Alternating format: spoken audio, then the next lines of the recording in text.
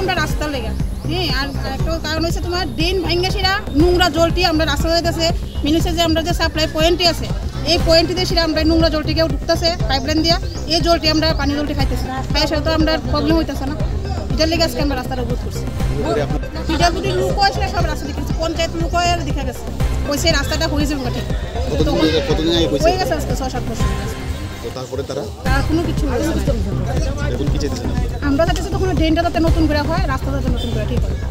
এই গ্রামের নাম কি এটা? এটা শুনলাম কপড়াপাড়া। কত পরিবার আছে এখানে? 100 পরিবার 200 পরিবার আছে।